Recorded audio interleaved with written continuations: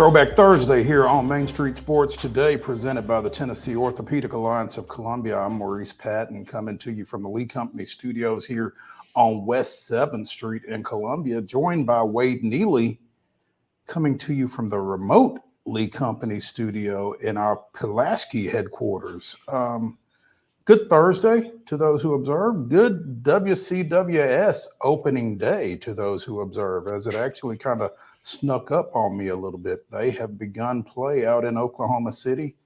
Alabama and UCLA are at it right now. 3 more games to follow. We'll talk a little bit more about that later in the show. But Wade, how's your Thursday? We were talking off air prior to the show. It's been a little busy for you, it seems. Yeah, busy Thursday. We'll tap into that during our top story. But as I just told somebody, the sun is out, the sun is shining, and the cicadas are kind of quiet. So all is well on this Thursday, I think, by and large. How about you, my friend? I think the cicadas in my neighborhood may have drowned or gotten pelted to death with the hail that we got over the weekend, because it's been pretty quiet. Now, I hear in other spots in Franklin, they're still creating a buzz.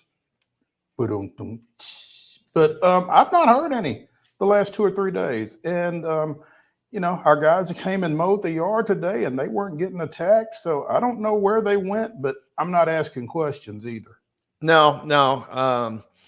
I don't mind the noise, but man, it is interesting. And I just noticed when I walked out earlier today, I was just taking a little lap in the neighborhood and I was like, yeah, it feels like they're retreating in some capacity. I don't know if they've moved to a different block or like what's going on, but they've kind of vacated my area, at least for now. I'm kind of like you. They've not really bothered me, but you certainly notice when they're not there. Mm-hmm. Yeah. So anyway, got a great show today. Coach's Corner is our next segment. We're going to visit with Zach Curtis, Loretto baseball coach. He's got a little hardware with him coming out of last week's spring fling. As the Mustangs won the Class 2A state championship, we will also be handing out a little hardware of our own. The final Team of the Week and Athlete of the Week awards for the 2023-24 school year will be acknowledged during that segment. We're also going to visit with friend of the show, Joe Sullivan from NASHVILLEHOOPS.BLOG, as it seems that the dust has settled from the transfer portal and we have a better idea of what some of our local college basketball teams are going to look like for the 2024-25 season. And Joe's going to kind of help us navigate that a little bit. We will talk a little bit about the Braves because there's some good to talk about, not a lot. We'll talk a little bit about the Astros because there's not a lot of good to talk about, but we do it anyway. Yeah. And as we said, it's Throwback Thursday. We're going to throw it back to a recent conversation that we had with Valer Shabilla talking about the Nashville Soccer Club in the aftermath of Gary Smith's firing. And things had not been great since that move, but they've gotten a little better here in the last 24 hours. So figured it was a good time to revisit that. So we will do that at the top of the second hour of the show. We will be with you for the next 2 hours talking sports of local, regional, and national interests. So stay with us here in the Lee Company studios. And Wade, I guess now that we've set up the show, we can get it started with yesterday's results and today's schedule on the rundown. This is the Rundown. Buckle up, boys and girls. It is time for the Thursday Rundown. Major League Baseball scores from last night. Nationals defeating the Braves. 7-2 was your final score there. The Mariners knocked off the Astros in extra innings last night. 2-1 was the final tally up in Seattle. Sounds picked up a nice win last night, 9-4 versus Memphis. In WNBA action, couple of close games as the Liberty edged the Phoenix 81-78. It was the Atlanta Dream knocking off the Washington Mystics 73-67. And the Vegas Aces got a nice road win last night, Mo, defeating Minnesota 80-66. And as we touched on a moment ago, speaking of nice road wins, Nashville SC goes on the road and knocks off Cincinnati. FC Cincinnati 0, Nashville SC 2. Those were your scores from last night. Your schedule for today, it's a short one. Get used to these, though, because with no high school stuff going on, these are going to be quick. Houston continues its series at Seattle with a 3:10 start. So they'll be starting here in about an hour or so. You can see it on ESPN Plus at 6:20 this evening. The Nationals and the Braves wrap up a 4-game series in Atlanta. You can see that one on the MLB Network and on Valley Sports South. Again, that's a 6:20 first pitch there. The Sounds continue their series out at AutoZone Park against the Memphis Redbirds at 7:05. And in the WNBA, Seattle is at Indiana. That's a 6 o'clock start on Amazon. And the Sparks are at the Sky. That one's at 7 o'clock. That is your rundown.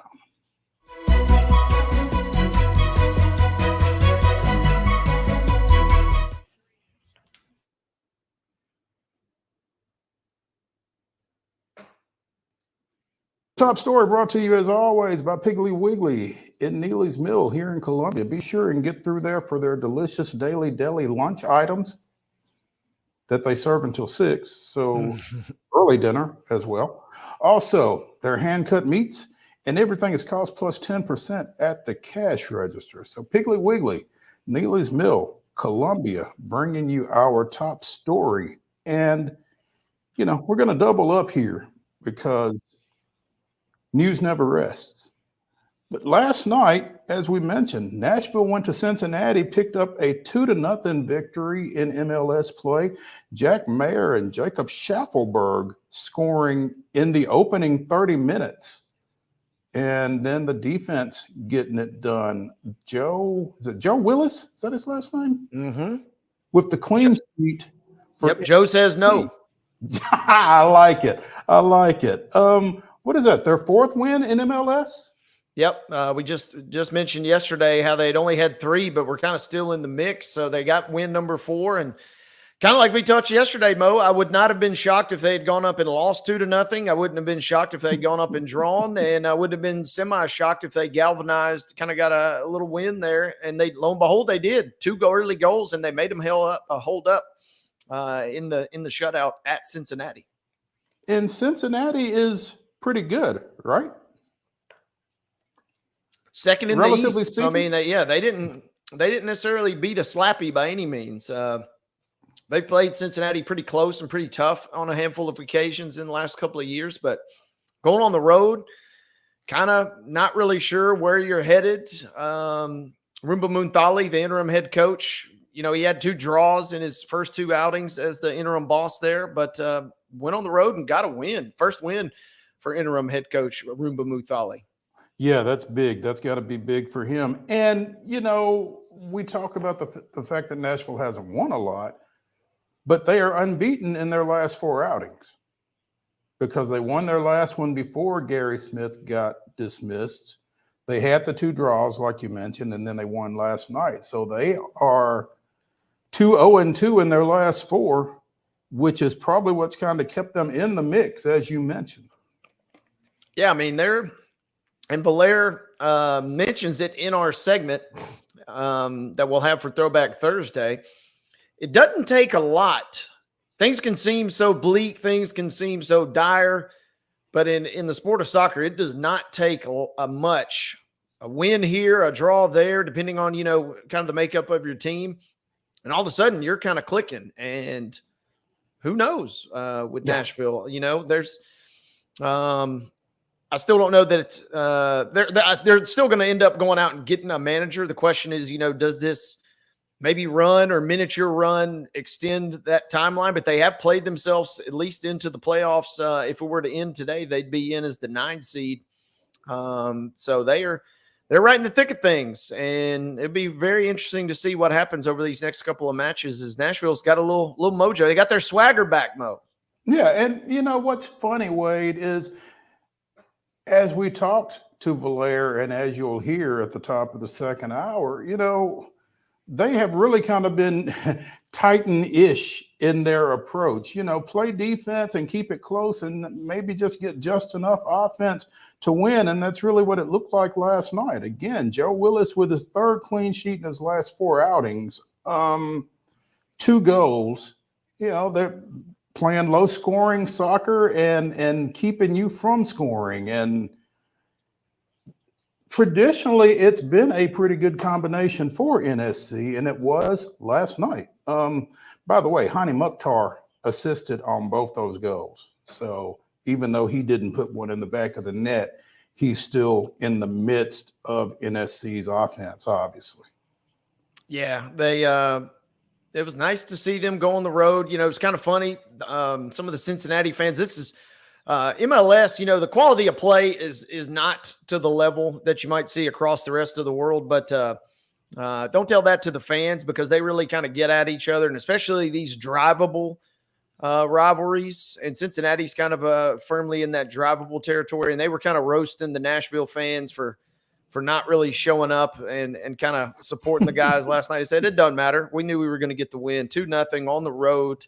I think coming out of that match, yeah, you're excited for Nashville, but you're also probably I would feel more embarrassed about that if I were Cincinnati than I would be excited if I were Nashville at this current moment.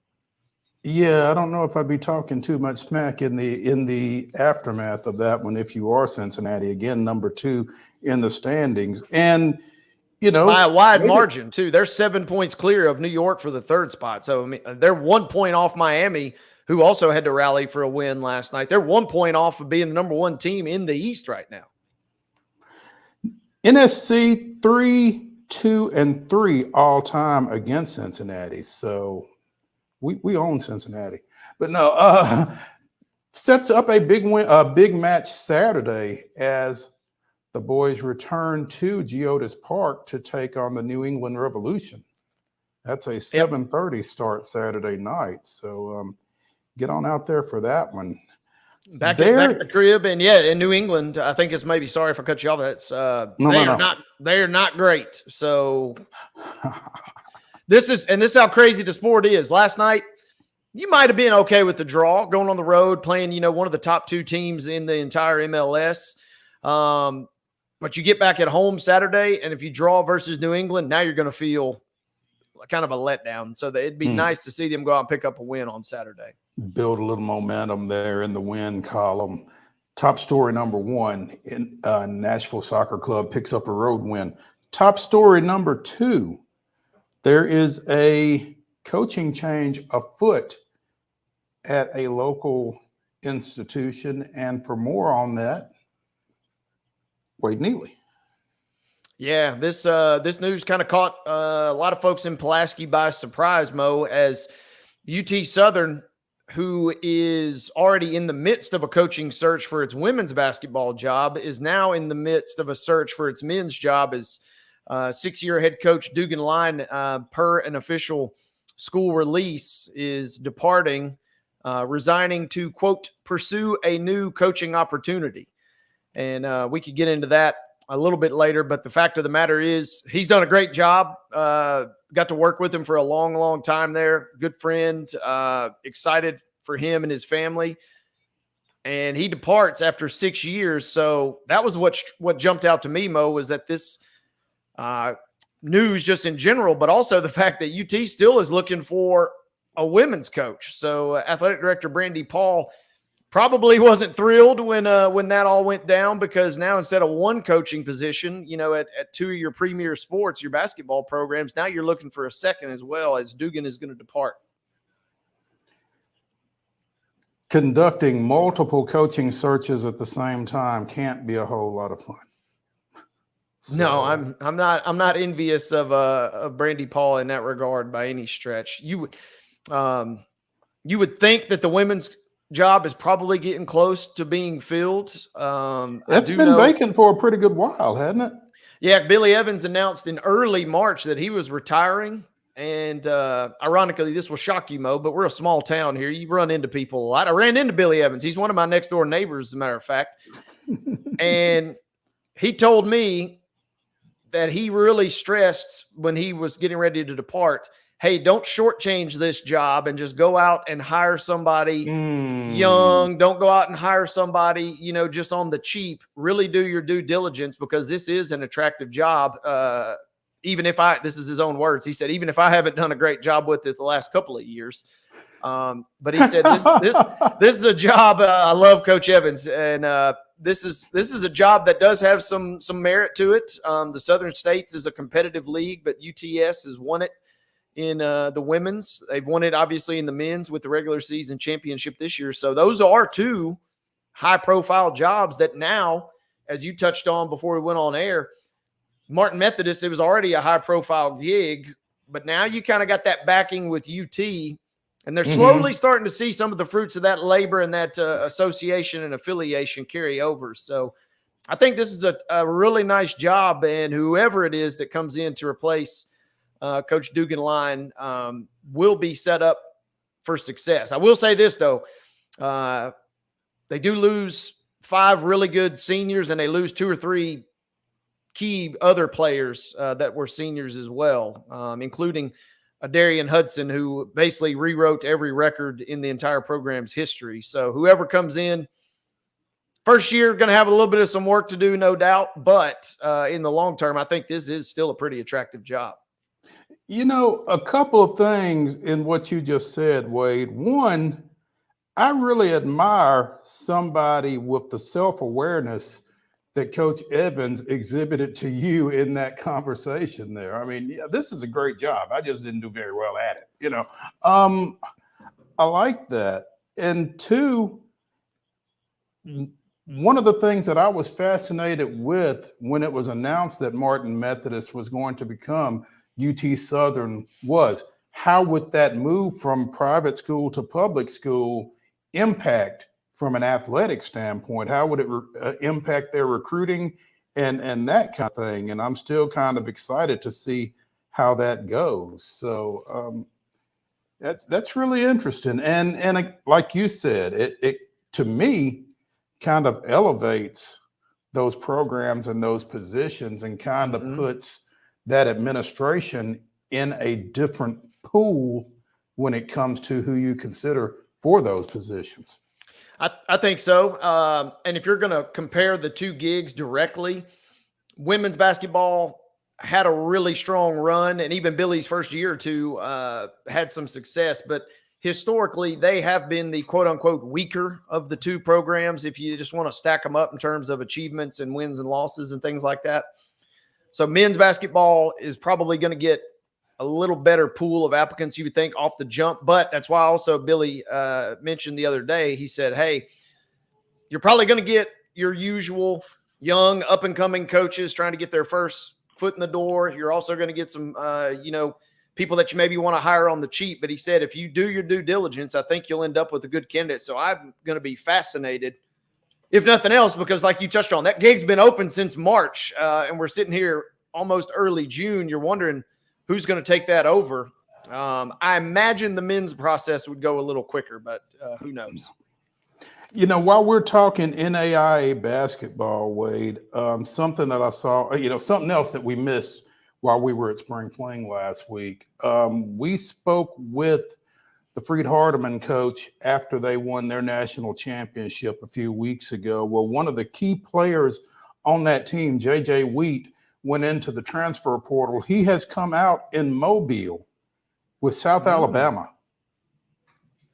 He will have 2 years of eligibility remaining, I believe, after averaging 13 points, 4 rebounds, 2 assists, and 2 steals a game while helping Freed to that NAIA national championship. So that's a big bounce for the kid from Clarksville, from NAIA to pretty solid NCAA Division I program in South Alabama. So looking forward to seeing how he does down there. But yeah, that's that's the portal these days, right? Portal comes, portal goes. And NAIA has produced some quality players. It already produced some quality transfers, especially as we'll talk to Zach here in a moment, the head coach at Loretto. You see a lot of NAIA baseball players that go on and do great things at Division I schools. Basketball was already on that trend anyway, but now that the fact that the portal is kind of expediting that, Right. you're seeing a lot of good talent. And so props to him, man. Talk about a nice move there, going from Henderson, Tennessee to the beach and going Division I. That's not a bad come up, my man. Yeah, and I like the way you put that, because that might be I'm not sure if that's the order or not, Division I and the beach, or the beach and Division I. Pick your poison there, I suppose. Absolutely. He's trying to he's getting the best of both worlds there, especially coming out of Henderson. So yeah, let's take a break here on Main Street Sports Today, presented by the Tennessee Orthopedic Alliance of Columbia. When we come back to the Lee Company Studios, it'll be Coach's Corner. It'll be state championship baseball coach Zach Curtis joining us. Stay tuned.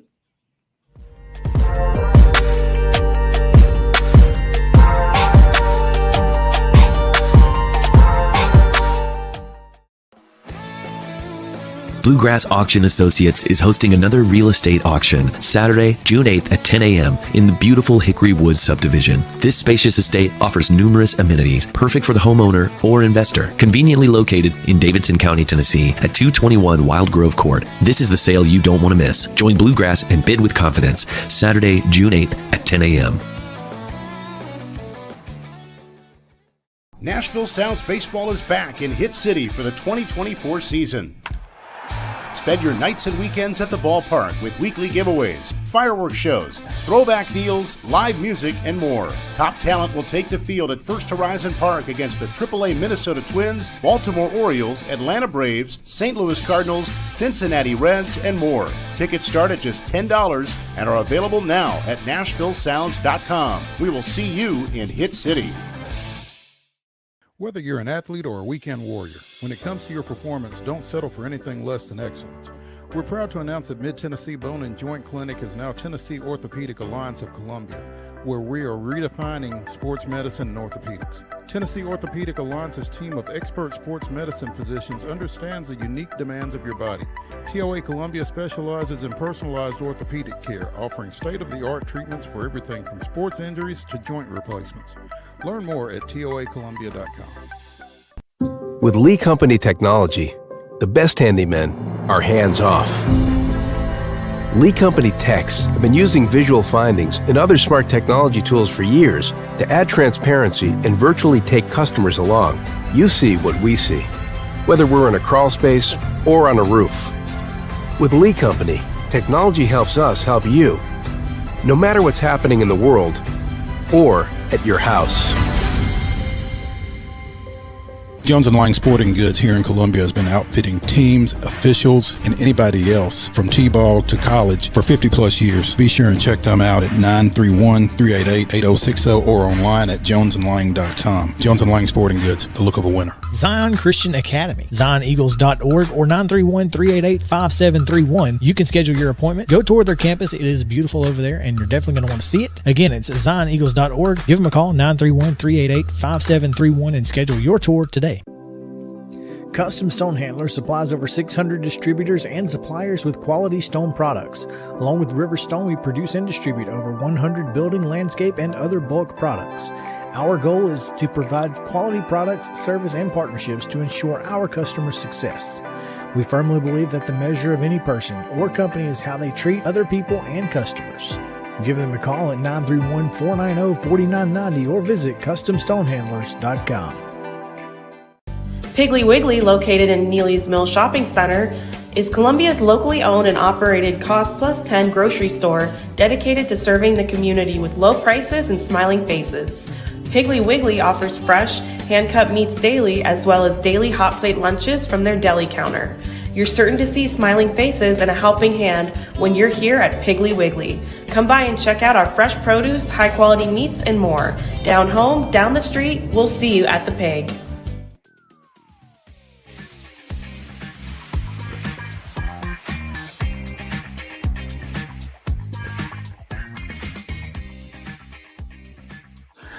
Welcome back to Throwback Thursday here on Main Street Sports Today, presented by the Tennessee Orthopedic Alliance of Columbia. I'm Maurice Patton. That's Wade Neely. It is Coach's Corner, and we are visiting with The picture that we have on our title card does not do this guy justice any longer by any means, but former Hendersonville High School standout, former MTSU standout, former Major League Baseball player Zach Curtis, now the skipper of the state championship Loretto Mustangs, joining us here on Main Street Sports today on Coach's Corner. Coach, how you doing, guys? What's up? Doing well. I enjoyed that picture, by the way. That's a good one. How old was that picture? I think, if I'm not mistaken, that's either, I'm trying to look at it. It had to have been either when I was with the Phillies in 18 or the Rangers in 19. So that wasn't even the D-backs then, huh? No, not at all. So yeah. So I think that was with Iron Pigs, to be honest with you, because I had a headshot with them, and I think that was the longest my hair was flowing in my career was when I was with the Iron Pigs and AAA with the Phillies. It is a good flow, though. It's a great flow. It's a very, very impressive flow. Absolutely.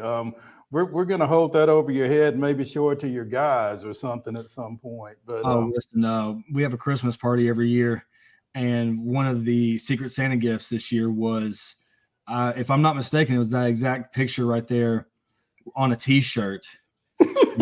And Clint Seymour wore it under his jersey for about 2 months. So they have seen it then, huh? Oh, listen, they've seen they found everything they could find on me. The beauty of the internet, right? Exactly. And I was born right when everything was popping and going off. So they could find everything from high school all the way through. Coach, congratulations. Loretto won the state championship in 2017 under Gary Lamb, who stepped down at the end of the 2020 season. Right. And you stepped in there, and a first-time head coach, I'm sure it's not always been an easy transition for you, but the expectations at Loretto that Coach Lamb built have not subsided under your tenure or during your tenure. And to get this team back to Murfreesboro and to get another state title under your belt, I mean, what is the emotion there, given everything that goes with Loretto baseball? No, it's almost indescribable is the way I've been putting it lately, is the foundation Coach Lamb laid and the players from Jacob Laws and Ryan and Blade and a lot of the guys that were in that 2017 team and even a couple years before that, they laid the foundation for what Loretto baseball is now. And like you said, coming into it, the expectation didn't change. Even though I was new to the coaching world and all that and everything that came with it, the expectation never changed, and the community never changed in their wavering support but their expectation as well for what this team could do. So to see these guys work as hard as they have, especially this group of seniors for the past 4 years, because they knew they were my first guys, they were my first class to come through, and to see them, they've always been successful. I'll say this about this group of seniors: they've been successful. They've had 2 sub-states, a Final Four, and a state championship under the belt. So to me, as a high school athlete, that's pretty successful. Hey, they've not just been successful in baseball either. Absolutely not. It doesn't matter what ball it doesn't matter if it's football, basketball, baseball. The guys just know how to win and they know how to compete. And so I think the biggest thing they wanted to do is just go out there and it sounds kind of, I don't want to put any shade or any shadow over 2017, but they wanted to get that team out of their vision and now become that team. And so I'd always kind of preach to them like, hey, if you don't want to hear about that team anymore, become that team. And so they did it this year, and I'm super proud for them, and they did a great job.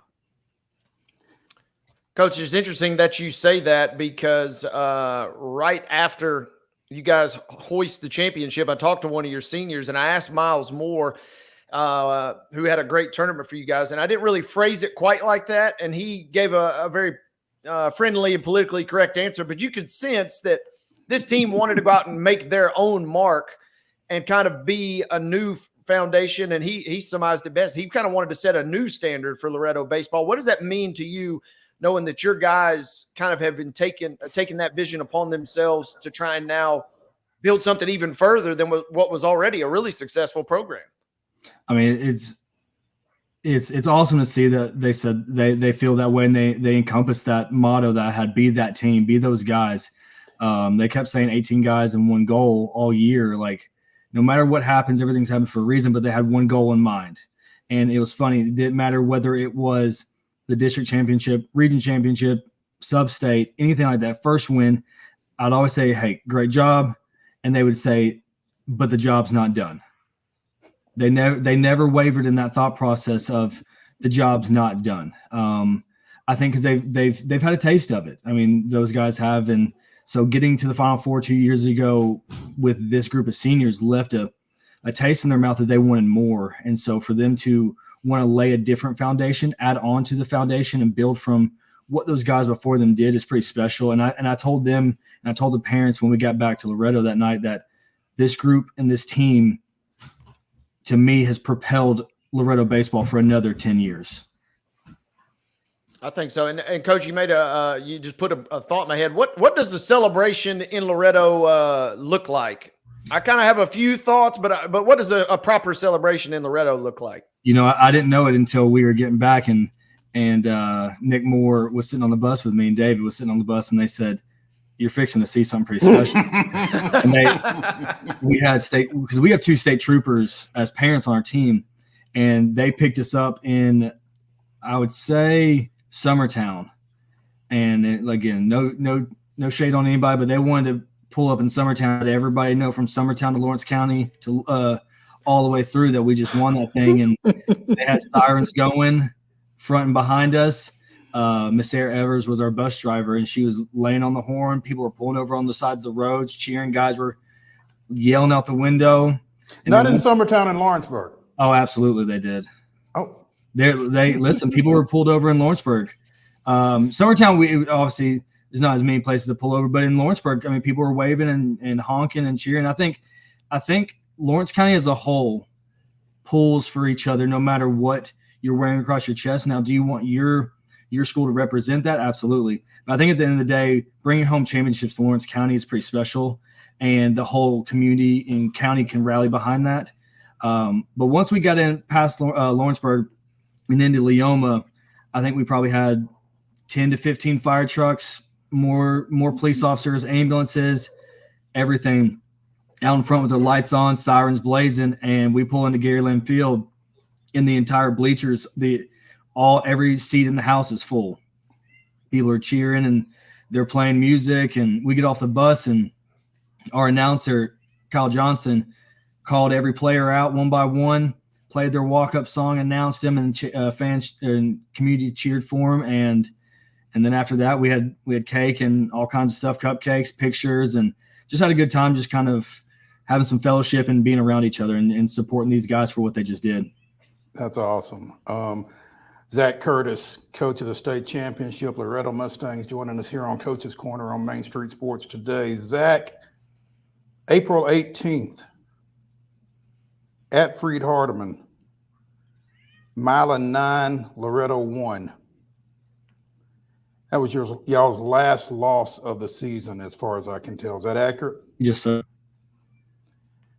16 straight from there, including a pair of wins over Milan at the state tournament. I mean, how do you just sustain that type of success for that period of time? And as a coach, at what point are you saying, maybe we need to lose one?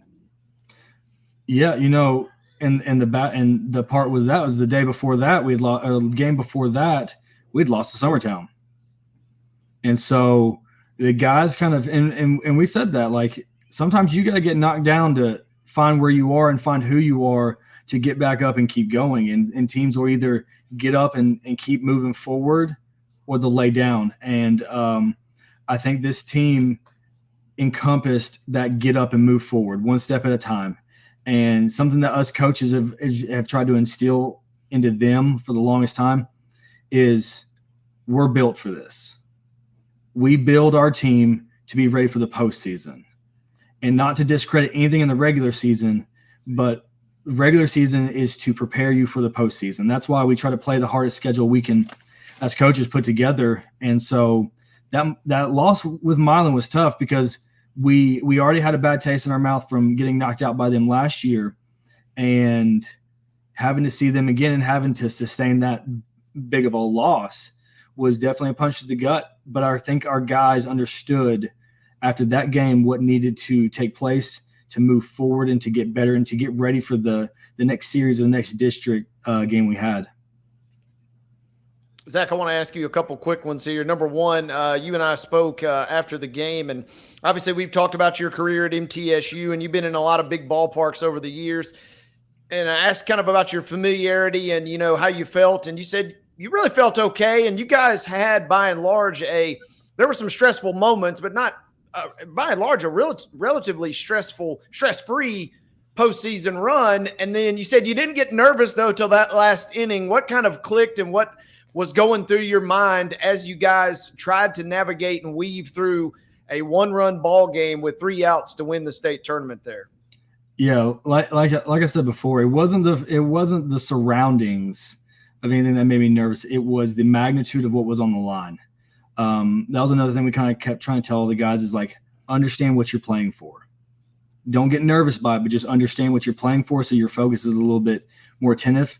But in that situation, like you said, we had some moments that were stressful, but overall, not a very stressful tournament postseason. Every team we played was unbelievable. The talent level in 2A is just getting better and better. And every team we played brought everything they had, and we respected every opponent we had and what they brought to the table because they were all great. But that last game, I think just understanding what we could cement for ourselves and what we could bring back to Loretto got to me. Excuse my son in the background. But the nervousness came from having to game plan a little bit more because Clint was getting kind of to the end of his rope. We knew he's a competitor, and I think if I was to walk out there and ask him for that ball, he may tell me to turn around and walk back where I came from.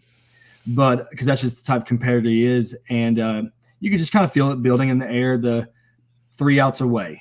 And when you walk that first guy, all of us coaches then kind of our throats were in our stomachs. We didn't know what to say, what to do, and we're kind of talking amongst ourselves. And Clint Seymour looks over at us, and even Miles, and they both look at all of us and tell us as just to calm down, that they got this.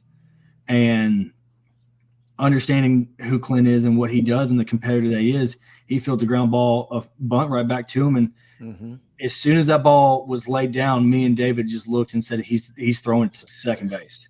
It didn't matter if he was getting him out or not. He was going for the lead out because he's an aggressive ball player and gets him out. And I think once that happened, then my nerves kind of started to subside a little bit. And once Braden Bennett made that catch on the wall against what was his name? Eubanks. I think, Eubanks hit the opposite of the ball. And listen, in any other ballpark in Riverdale, that ball is probably gone. And so once he caught that, it just kind of started to settle in and start to the realization that what was fixing to happen could happen. How special was it for you winning it where you played your college career? Oh, listen, that words can't describe that. Walking back on that field, anytime I get a chance to, just brings back a ton of emotions for me, definitely. And having played there and pitched so many times, that's what I'd always said. Being on the field wasn't the nervous part. Being in the dugout where Coach McGuire and Coach Pete stood for so long, and now Coach Myers stands, that's a humbling experience. I mean, just kind of viewing that from their perspective and watching the game unfold and watching those guys pour their hearts out into that game, and especially Huntington, the way they played. I mean, because they're just a great team, and watching it from a coach's perspective just gives me chills thinking about it because it's just a special place in my heart. Zach Curtis, coach of the state championship Loretto Mustangs, joining us here on Coach's Corner on Main Street Sports today. Coach, you mentioned Clint Seymour, you mentioned Miles Moore, you mentioned some of your other seniors. There's a guy that you may not have been sure you were going to have this year, and all he did was go out and become a Mr. Baseball finalist in Class 2A. Tell me about Carter Daniel and his senior season. The best compliment I can give Carter Daniel is he's a competitor. And what I mean by that is he is a selfless teammate to where all he's trying to do is do what's best for his team and his community. He doesn't think about himself. All he's thinking about is what can I do for my team in this moment, in whatever moment that is, whether it's at the plate or on the mound or in the field. And I would be lying if I said when he went down against Summertown, I thought I wouldn't see him on the field again wearing a Mustangs uniform. But he never wavered in his beliefs, in his faith, in his work ethic. He never wavered one time, and that's just a commitment to him and to his family, his support system for backing him and them telling him, if you believe it, we're going to believe it. And he told me, he said, I will be ready for opening day.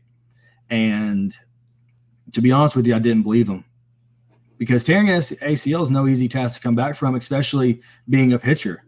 And he worked so tirelessly and so hard to get back throwing and conditioning himself and going to PT 3-4 times a week, that when that opening day rolled around, he looked at me and David and said, I got this. He said, I'm good. And he never faltered, and he only got better as the year went on. I think every time he touched the mound, he gave our team that thought that we have a great chance to win because Carter's on the mound. That's great.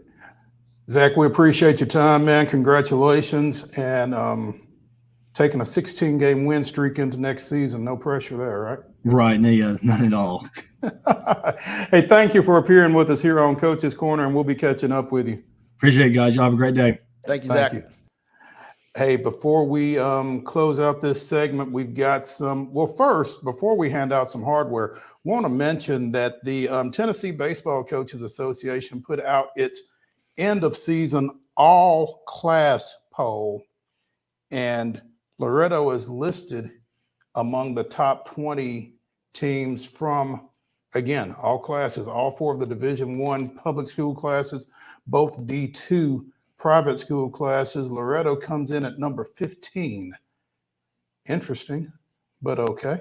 This is a vote of the coaches from across the state. Farragut, no surprise, number 1, followed by Briarcrest, Nolensville out of Class 4A. Your Class 4A runner-up is number 3. Tullahoma 5, Columbia Academy, your D2A state champion, coming in at 6th. And the entire poll is right there on the screen if you're fortunate enough to be watching, so I don't want to be redundant and read it. But again, Loretto coming in at 15. Pretty good, solid Middle Tennessee representation there, including Class 1A, Eagleville at number 10.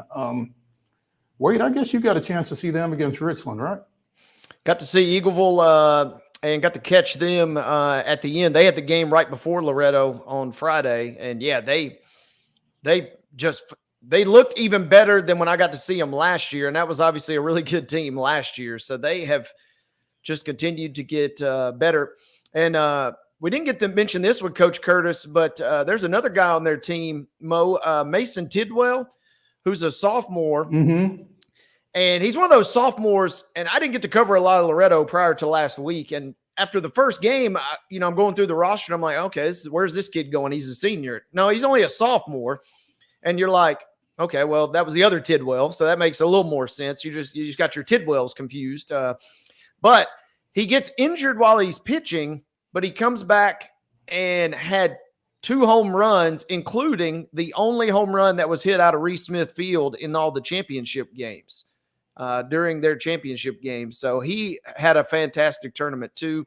And you've probably touched on this and mentioned it, and we haven't really heard as much from the softball realm, but just something special about being at that park and having the championship games there is really, really special. And it was a fantastic event, and the Eagleville got some props. I got to cover Station Camp after they were done too. You know, they lost to a really good Tullahoma team, but man, Station Camp made their first state tournament, got all the way to the championship. It was a fun week of baseball in Murfreesboro, weather notwithstanding at times, I suppose. Yeah, something like that. Our Custom Stone Handlers In to Win Team of the Week to close out the school year is the Columbia Academy baseball team that won. That's a great photo. You know, Rick Bew did a great job with that, and does a great job with our Main Street Murray sports photography. But yeah, that was that was good right there. And unfortunately, you can't see the Providence Academy kid's head there as he's walking off. But yeah, we've got him walking in front of the dog pile there. But yeah, Columbia Academy winning their second state championship in 6 years, I guess. They won it in 2018. So their first in Division 2A. Beat Loretto, right? They beat Loretto the first time, yes. After Loretto was the defending state champion, and they beat them. Yeah. So big win for the Bulldogs last week. They are our Custom Stone Handlers In to Win Life Team of the Week and our Tennessee Orthopedic Alliance of Columbia Athlete of the Week. Two-time state champ last week. Griffin Cooper, who won both the high jump and the triple jump as a senior for Columbia Academy. He won his third high jump title in as many years, and he will be going on to Alabama Huntsville to pursue both the high jump, the triple jump, and basketball. So congratulations to him and to the Columbia Academy baseball team, and obviously to Loretto and the job that they did over at Murfreesboro last week. When we come back here on Main Street Sports Today, we will return to the Lee Company studios, and we will be talking a little more baseball of the Major League persuasion. Stay tuned after this.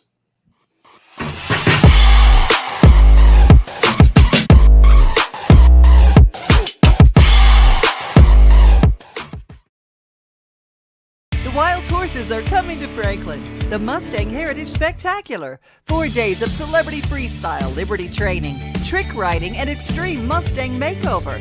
Plus the shopping. Over 100 vendor spaces with clothing, food, home goods, and things you can't find anywhere else. All that and celebrity signings at a music stage too. June 20th through 23rd at Williamson County Ag Expo Park. Don't miss a moment with a weekend pass. MustangHeritageFoundation.org for tickets.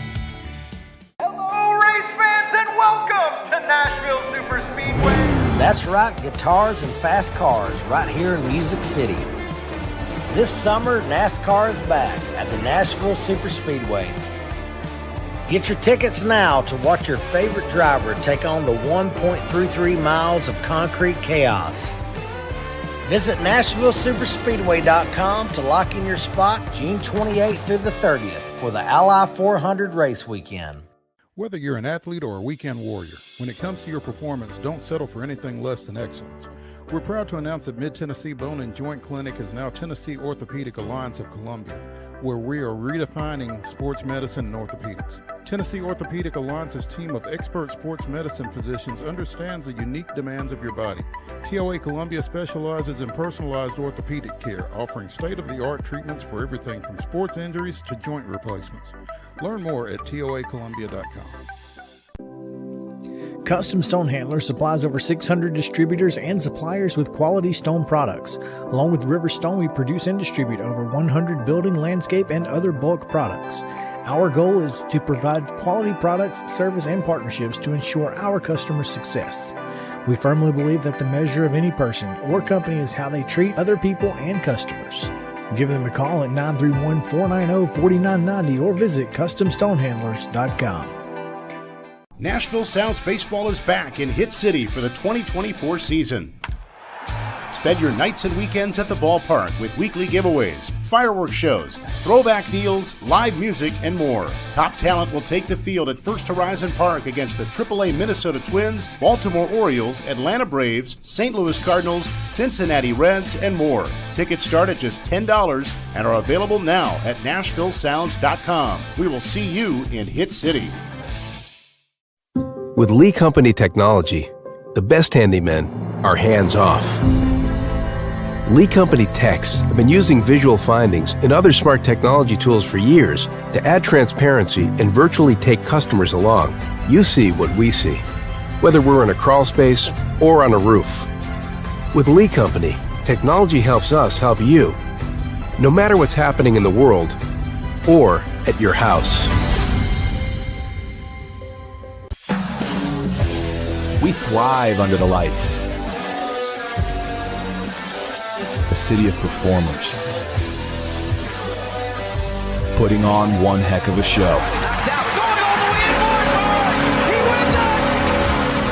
Headlining night after night. Welcome to Smashville.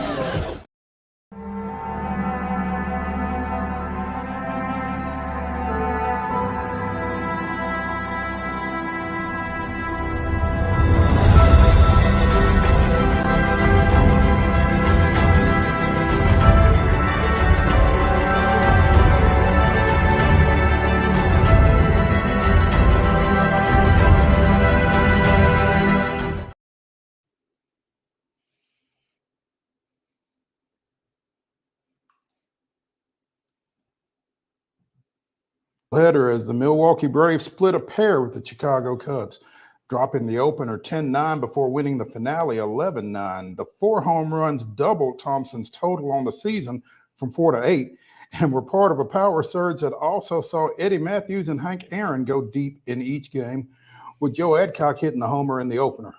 That was this day in Braves history.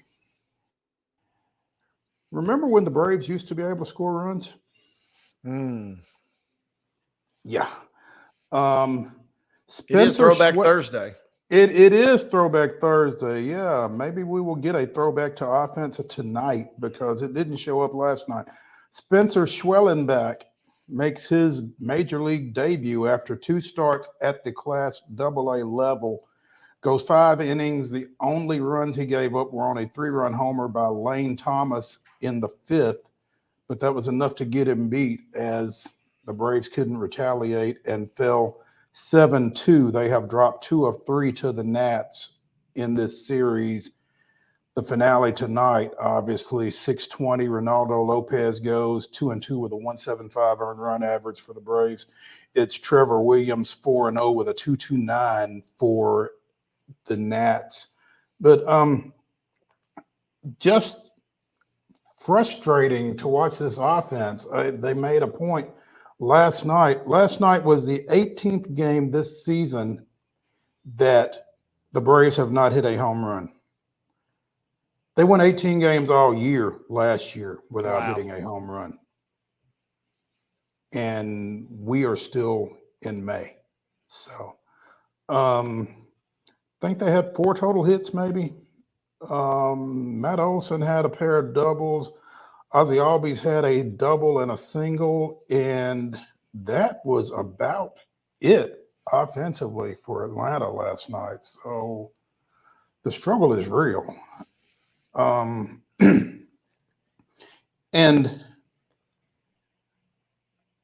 I don't know.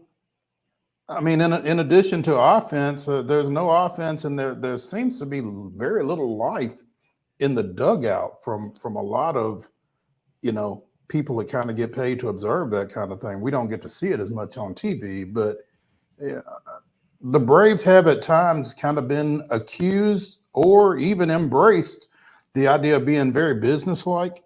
And, maybe they need something to shake them up. Maybe they need a Jock Peterson or somebody. I don't know. But the vibe isn't really quite there in the midst of this sputtering offense. So it'll be interesting to see what happens. Again, we thought that Washington and Oakland might be good for what ailed them. Well, Washington hasn't been to this point because, as well as the Braves have pitched, Washington has pitched just as well and maybe even better, obviously. So just a tough go right now for the Braves. We won't give up hope, though, because, again, it's still May. But still early, and way early. Mackenzie Gore had a heck of a night last night. Some of that obviously has got to do with the struggling offense, but he fanned 10. That's the second most he's had this season. And I was keeping tabs. I didn't get to watch any of the game, but I was keeping tabs on Gore just because I get alerts when pitchers are kind of doing some big things, and he was kind of in the zone. He gave up 6 hits, but still managed to fan 10. So that's kind of the crazy thing to me is when you kind of rattled off some of those numbers there, the fact that he gave up 6 of the 8, but that means you had plenty of cracks at the bullpen and still only produced the 2 runs, which is obviously got to be frustrating. Very, very. Tough night in Seattle as well, despite Justin Verlander being on the bump. Now, it sounds as if he did everything he could do. Yeah, caught the later innings of that one, and man, he was dealing. And I love this. Really, when you have the away team announce crew, they go one of two ways. They're either super homers, or they just the team is usually so bad they just have no choice but to kind of gush over the other team. But ironically, as good as Seattle was, they were oohing and awing over Verlander, and man, he was dealing, and that's what makes it frustrating. The fact that they did end up losing that game in 10, because he goes 7 innings. Struck out 9, gave up a solo homer. That was his only blemish. I mean, it was kind of a real throwback game as Houston got on the board in the 4th, but then Verlander gave up that oopsie in the 5th. And I thought there was a chance he would come back out, maybe even for an extra inning, because the Seattle crew, man, they were just all over Verlander. You know, he's a throwback. And they raised a great point, Mo, and I'll be curious your thoughts on this. Verlander's up to like, 264 or 260-ish career wins. And they basically, the Seattle crew phrased it and said, that obviously is not a number that's probably going to be getting touched anytime soon by anybody. And so with the way that pitchers are treated now, is 200 really kind of the new 300. And so they had a full inning kind of worth of discussion there on that topic, because Verlander and Clayton Kershaw, and the third person is escaping me, your 3 active wins leader. Verlander's ahead of the second place guy by like 30 or 40 wins. So nobody else is really even close. And so it was frustrating to watch him have such a great performance, like you said, only to lose it in the 10th. It's not Garrett Cole, is it? Actually, it might be Garrett Cole now that you say that. Okay, that makes sense. Yeah, it's tough when you get that kind of Max Scherzer, I stand corrected. Oh, Scherzer, there we go. Yeah, how do we forget that? Verlander's got 260, Scherzer's got 214, and Kershaw's got 210. Cole is 4th, so he's in the mix. Cole's only got 145, so a lot of catching up to. But that was that just kind of caught my attention. Yeah, they're debating, hey, 300 wins seems like it ain't going to happen for anybody outside. I don't of maybe think 300 Verlander. will ever happen again, just because pitchers don't go like that. But yep. So you're going to have to readjust your kind of expectations or your framework there, because 200 may have to be the new 300 at this point. Yeah, absolutely.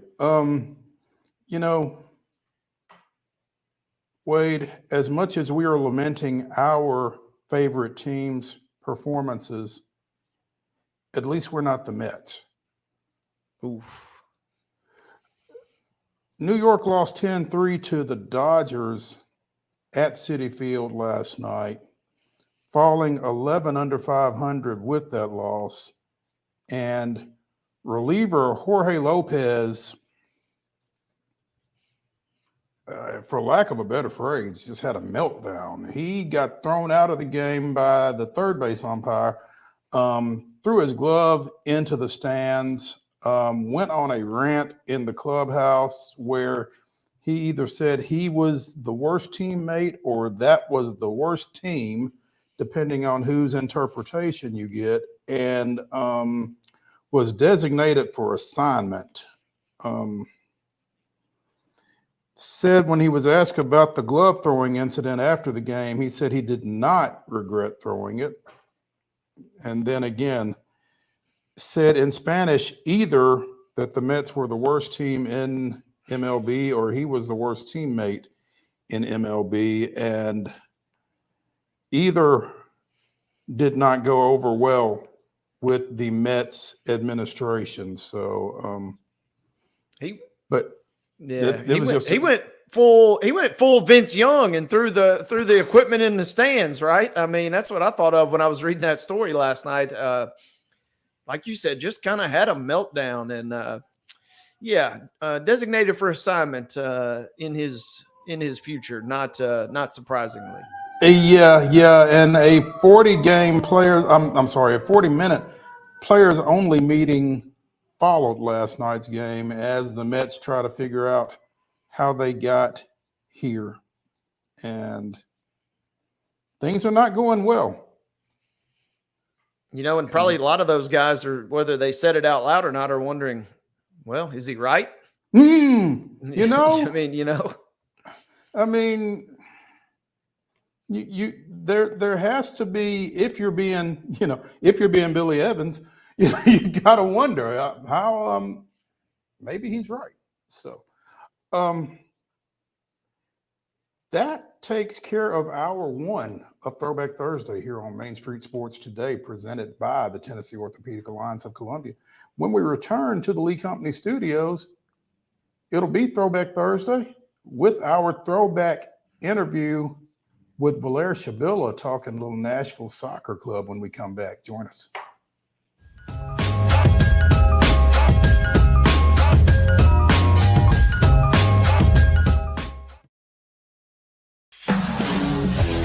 We thrive under the lights. A city of performers, putting on one heck of a show.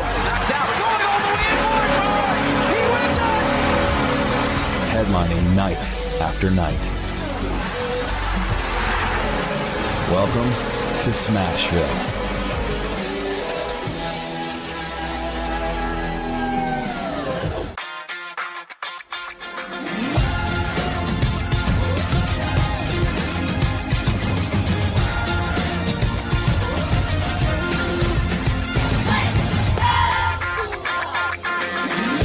Whether you're an athlete or a weekend warrior, when it comes to your performance, don't settle for anything less than excellence.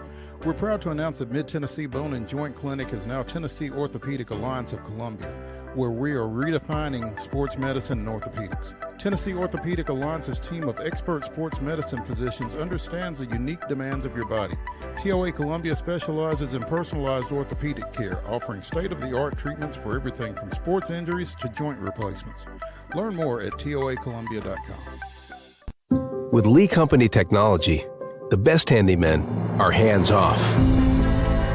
Lee Company techs have been using visual findings and other smart technology tools for years to add transparency and virtually take customers along. You see what we see, whether we're in a crawl space or on a roof. With Lee Company, technology helps us help you, no matter what's happening in the world or at your house. Jones & Lang Sporting Goods here in Columbia has been outfitting teams, officials, and anybody else from T-ball to college for 50 plus years. Be sure and check them out at 931-388-8060 or online at jonesandlang.com. Jones & Lang Sporting Goods, the look of a winner. Zion Christian Academy, zioneagles.org or 931-388-5731. You can schedule your appointment. Go tour their campus. It is beautiful over there, and you're definitely going to want to see it. Again, it's zioneagles.org. Give them a call, 931-388-5731, and schedule your tour today.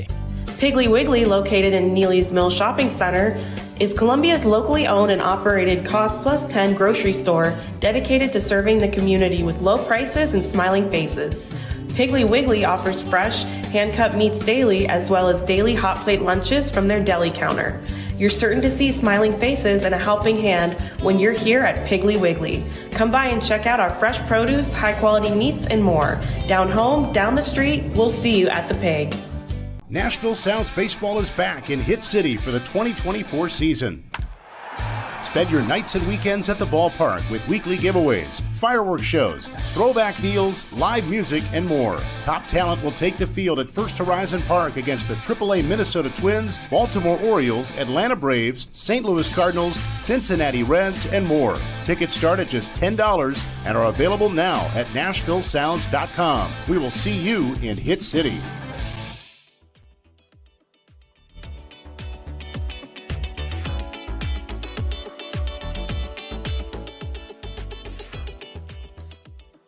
Second hour of Throwback Thursday here on Main Street Sports Today, presented by TOA of Columbia, starts right now.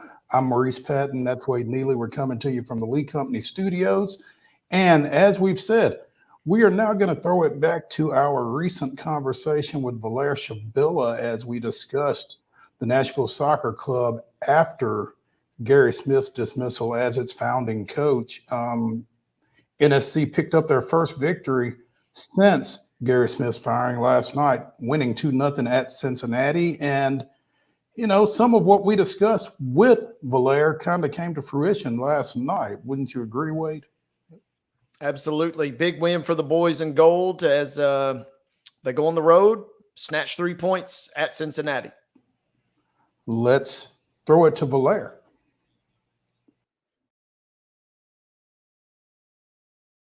We are now joined by Valaire Shabilla to talk a little everyone in.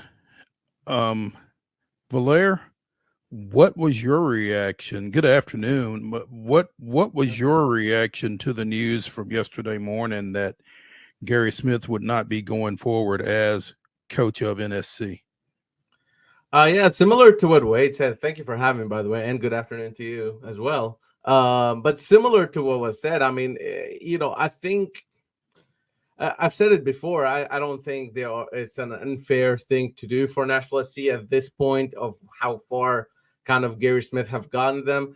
I do think the timing of it was the most shocking. I don't think anybody was surprised that he was relieved of his duties, but the fact that it happened between these two games, I mean, we talked to him to prep for the Atlanta game, which is tomorrow. And after winning the Wednesday night game and somewhere in between there, they let go of the coach. I think it's a very weird thing to do it in between those two games.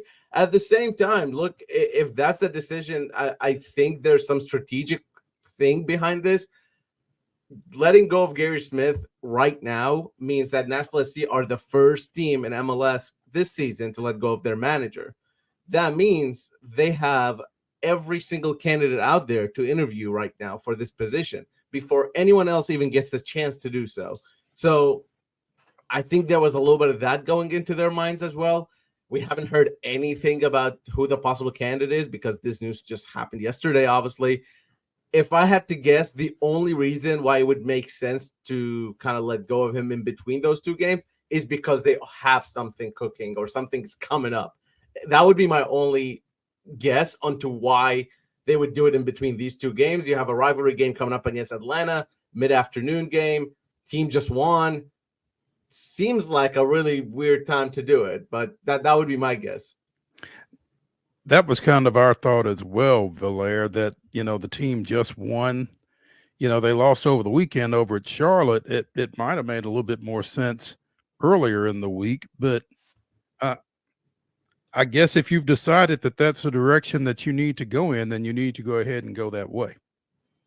Yeah, I also think, like in terms of Gary himself, I think he might have known going into the game.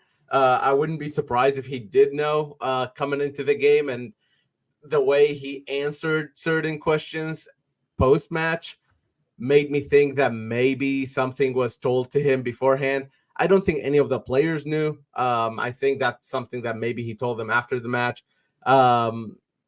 Yeah, I mean, look, I want to talk a little bit about Gary Smith because I think what he did for Nashville SC is huge.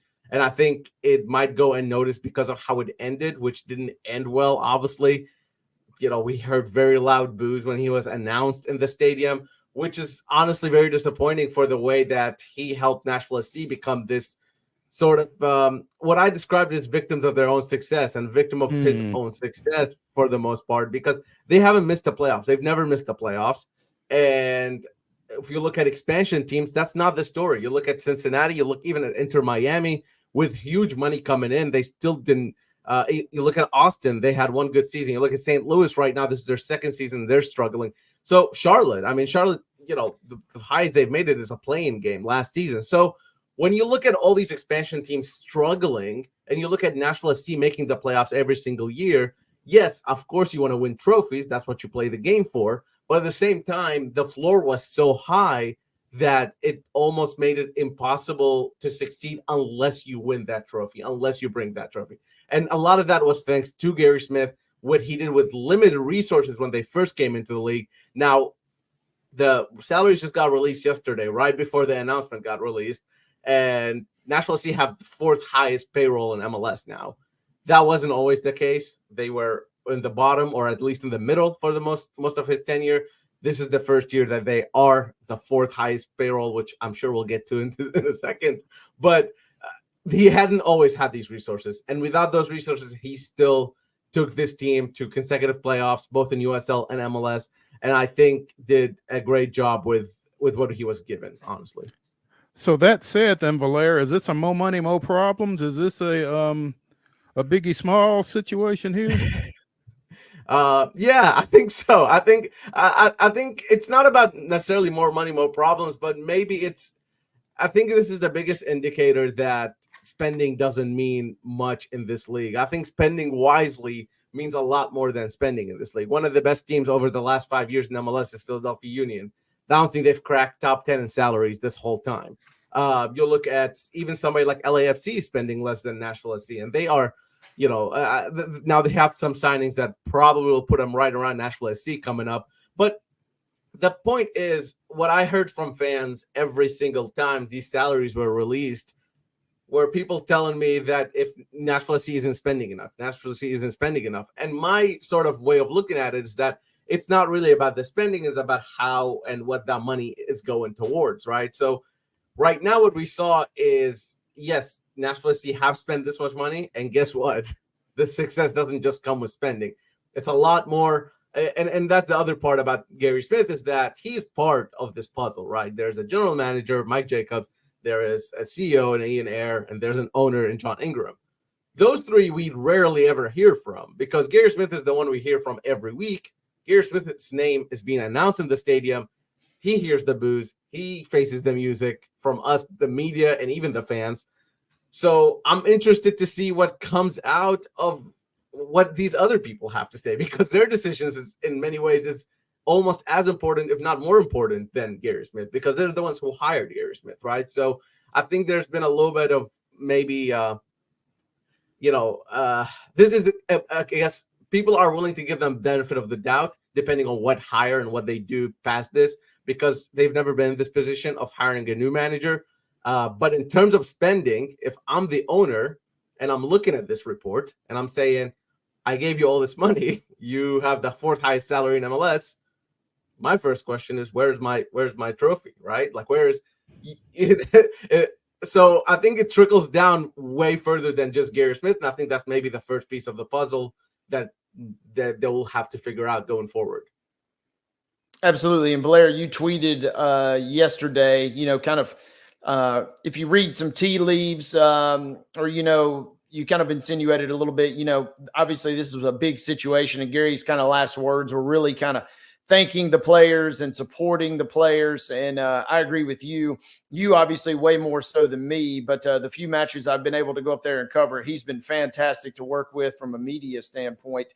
And so in that sense, you are sad to see him go, but kind of it always seemed to come back to this word that we spoke about on this show a couple of weeks ago. Just seems like it was stale or flat. And especially when you kind of drop the knowledge on us that the payroll was so high, that obviously makes it look even more stale or flat. And is this a chance now for Nashville? And I want to ask you maybe about candidates in a moment, but is this now a chance for Nashville that maybe we quote unquote plateaued to a certain extent, and now here's a chance to really maybe hopefully take it to an even higher level? I think it's a clean slate for them here. I think for Nashville SC, it's a clean slate. I don't think there are many expectations to do much this season, even though if they get the right hire in, I think they can still compete this season, honestly, because it's so early on, again, which is why they probably made this move early on.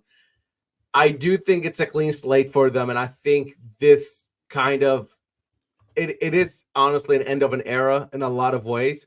I am curious to see what sort of manager they go after, and we have almost zero data to tell us how they handle a situation like this, because this has never happened. Nashville SC has had one manager since the day they were formed back in USL to yesterday. They've only had one manager. They've never had to do a manager search. They've never had to interview managers before. So we don't know what that process looks like. We haven't seen it to where if you look at even like the Titans or something like that, that process is a lot more transparent, first and foremost, in the NFL. So you get to hear about all these interviews. It's not like that in MLS. It's not like that in any soccer anywhere in the world. You might hear some ramblings here and there, but it's not going to be as transparent as something like the NFL, for example. So all that to say, I think what they have in front of them here is an opportunity to maybe take what they learned from Gary Smith. Nashville SC is no longer an expansion team. This is their 5th year in MLS. They are a team that has established themselves in MLS. They have a stadium of their own that they almost sell out every single game, regardless of results even. And it's time for them to, I think, maybe ask, well, what sort of soccer we want to play? Because they were kind of boxed into this defensive mind, money ball situation. But I'm not very familiar with baseball, but I don't think Moneyball means your 4th highest MLS salary, right? Like, I don't think that's Moneyball anymore. I think now we're looking at a different iteration of Nashville SC. This is Nashville SC 2.0, and it's up to them what that looks like. If they hire a manager from overseas, if they hire a manager who plays attacking soccer, if they hire a manager who maybe is up and comer from USL or something like that, it could be any of those, right? And it's depending on what they want to do with it. But I do truly believe that this season is still in play for Nashville SC, and I don't think they're operating as in this is for next season. I think they're operating this is for this season. That's what I was going to ask you, Valera. Do you expect them to hire a coach before this season ends? I mean, what do you feel like the timetable is for getting Gary Smith's successor in place? I think we're looking at it sooner rather than later. I think that the fact that they did it early on, like we kind of talked about already, the fact that the interim head coach is players development coach with Nashville SC, who hasn't had really even an assistant job anywhere in MLS. He's coached youth teams. So I don't think he's a long-term plan. Now, obviously, things can change, of course. He is the interim head coach at the moment. What I would say is that making this move right before the summer makes me think that there's probably something that has to do with maybe the European season ending. The European season ends next week. That means there will be a lot of managers free to hire or at least interview to where I guess the domestic market is open at any time. You can go and get your guy. But this kind of maybe gives them a little more options to go out to Europe and not have to get somebody mid-season, not midweek. So I would say we're probably looking at a hire sooner rather than later. And I think internally from the organization, they believe that this season is still in play for them. And they're what, 3-4-5 on the year? 3 wins, 4 losses, 5 ties. Is that correct? Yep. So they're a point away from. Sorry, they're tied in points with the play-in game, and they're a point away from being in a playoff position. So it's not really a big deal. So, as dire as things have maybe looked on the field, they're not in as bad a position as it feels like. Is that I think so. I think part of it is what I said. I think last time you had me on the show, I told you like a result or two will change the entire trajectory of this team, because 9 teams from the Eastern Conference make the playoffs. That's 9 out of 15 teams. So unless you're really terrible, you're probably going to make the playoffs. And that's the reality of MLS right now. And if you make the playoffs, you get hot. And if a new manager comes in, maybe he brings in 1 or 2 of his guys. Maybe we see 1 or 2 of Gary's guys leave. These things happen all the time, right? Maybe it brings some sort of, there's a big phenomenon in soccer called new manager bump. It happens almost every time, right? So we've seen it in Europe. We've seen it here in America. And I guarantee you we're probably going to see glimpses of it Saturday. Even if you don't see result fully, we're going to see different play, or players play a little bit differently because there's somebody else to impress. And because whoever their next boss is, right, whoever the next manager is, they want to be in good graces with them because they want to play. So I think for Nashville right now, it's this season, again, it's totally in play simply because a win or two, all of a sudden they're talking about 5th, 6th seed in the East. And look, you keep winning, maybe you play a different style. All of a sudden you're talking about hosting playoffs games. Like it's still all in play. Winning cures a lot, and you made an interesting point there, Valera, with the new manager bump. I mean, sometimes, and I was talking to somebody about something different, but sometimes a new voice just kind of re-energizes things. Maybe you've seen it in other sports. Obviously, I'm not as immersed in soccer as you are, or even Wade, but I mean, so that is kind of a phenomenon that you have seen in that sport as well, then. Yeah, it's very common. Even you'll see like a longtime manager leaving, and then the interim will kind of get the team going for Now that has an expiration date. From what we've seen, right? It's like about 3 games or so, and then things kind of start getting back to it. But I think there are these people. Not that the players are hate Gary or anything like that. I think far from it, but I think when you hear the same message for 5 years, chances are if you hear something different, you're going to perform a little bit different, right? And I think if anything, this shows from Nashville SC that if you're not up to bar, we're setting the bar up here, we want to win trophies, and if you're not up to it, then we're going to get rid of you. And I think that message might motivate players a little bit more.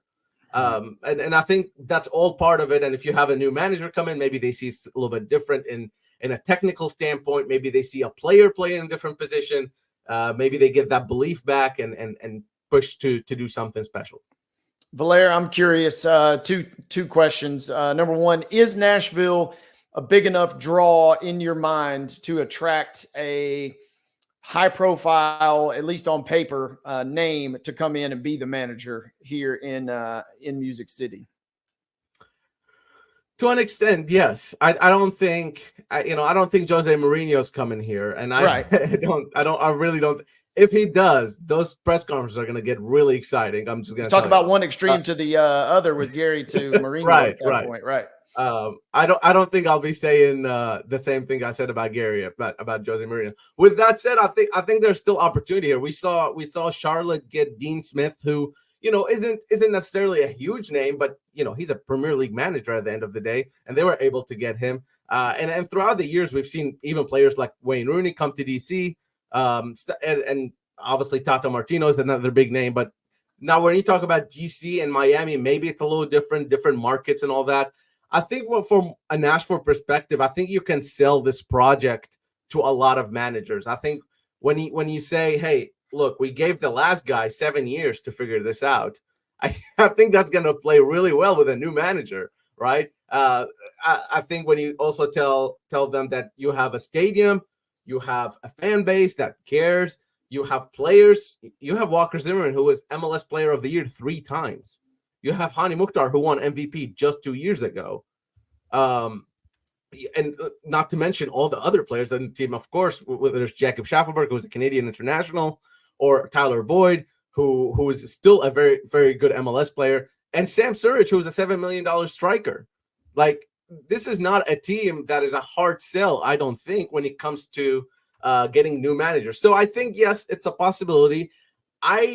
Just based on how this team has operated, getting players in, I think I find it a little bit hard to believe that they will go and get the biggest name in management. I really don't think they operate in that way. I think it's way more likely that we see a domestic manager, maybe somebody who knows the league a little bit, and maybe it still has that name recognition, but not as big as, a David Moyes, for example, who's been a name thrown out there. I don't see Nashville going for a name like that.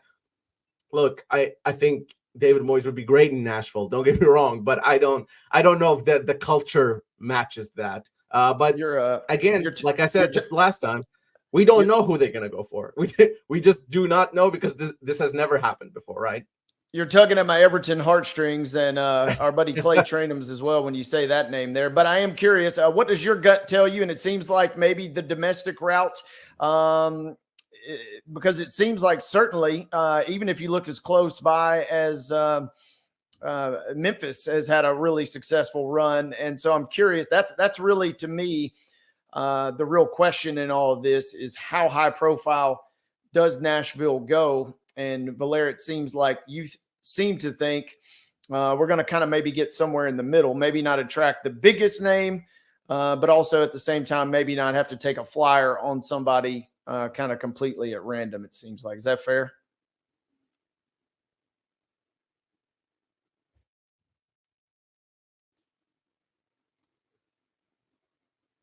That's back on? Yep, we lost you briefly. I'm not sure if you heard much of that, Valere, but just mainly, what does your gut tell you? Where does Nashville end up? It seems like somewhere maybe not the highest end, but also maybe not a low end manager as well. Yeah, I think you're looking at somebody. I think I heard you mention Memphis right before everything cut off. Yeah, they had a really good USL manager who then went on to Charleston and had found success there as well. So an up and comer USL manager, I don't necessarily get that out. I think that's a possibility for them. I think somebody like Gio Savarese, who was with Portland Timbers, for example, who made it to 2 different MLS Cup finals with Portland Timbers, he's probably in play. I'm just kind of talking about the people who have known this league for a while and are available. And there's a few of them. The biggest name of them all is Bruce Arena, who Bob Bradley.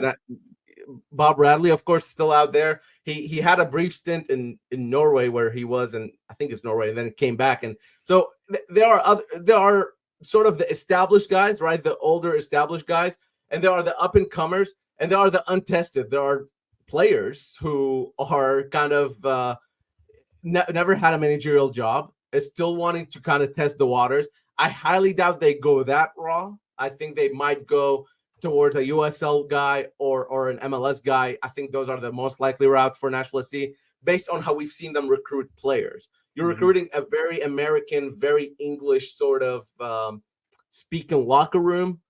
If you go and get a manager from South America, that probably changes the dynamics a little bit. If you go and get a manager from maybe, Spain or something like that, things are probably a little different. But if you get an American manager who knows MLS really well, I don't think a whole lot changes. At the same time, since it is a clean slate, maybe Nashville SC are like, screw it, we are going to go this South American route, right? I mean, they can do that. They have the sort of capability to do something like that. So I think it's going to go. I honestly think the most likely scenario is they go with a more domestic sort of name. I think somebody within the MLS realms that we've heard of around here. And possibly a small chance that it could be a USL manager who's up and comer. I highly doubt again that will be a European name or a big name manager. And whoever it is, Valere, from everything that you've said, we shouldn't expect really to know anything until they announce it, basically. Almost definitely, yeah. The way this team operates is very, very very little comes out. Very little comes out from this team. And even when you look at other MLS teams, they're not like that. I think you see it all the time. The only thing I will say is that because this is not just a Nashville SC thing, there are managers out there with agents who are going to try to link them to this job. Whether it's true or untrue, who knows? You're going to hear some ramblings about who got interviewed or who was considered or who would like the Nashville job all the time, because that happens every time. And I think those agents are going to push their clients, of course, towards something like that. Just depending on the source, don't always believe what you read. That's all I'm going to say. There are a couple really, really trusted sources in MLS that you can trust. Tom Bogert from The Athletic, I will go ahead and say, if Tom Bogert says it, chances are it's very, very true. And there are locally, my colleague Ben Wright, myself, there's a couple other local people who wouldn't know probably, because these are coming from external, right? Because it's coming from the other side. So I would say just keep an eye out. Don't trust one of those websites that just has like AI written articles. It's not wise. It's not. Don't trust everything on the internet. And there are a lot of trolls out there who just puts out tweets. Just verify the account, and I guarantee you Jose Mourinho will not be hired by Nashville SC. Famous last words. Jurgen Klopp also not coming, I guess. I don't think so. I do not think so. What Valere is telling you is, unless you see it with @Valere Shabilla, be careful. Valere, we appreciate you taking some time with us here on this Friday afternoon to delve a little deeper into this. Again, Nashville Soccer Club hosting Atlanta United at first touch at 12:45 tomorrow. Is that right? 12:30. Yeah, but 12? they'll probably do 10 minutes of entertainment. So yeah, 12:45. Okay. All right. Sounds good. Over at Geodis Park, and we will be checking back in with you, man. We appreciate it. Thanks, y'all. And the game is on national television as well. So if you don't have Apple Pass, MLS Season Pass, I believe it's on Fox or Fox Sports, one of the two. I believe you're right. So yeah, you can see it on regular TV. Joy. Valer, thanks, man. We'll catch up Thank with you, you. brother.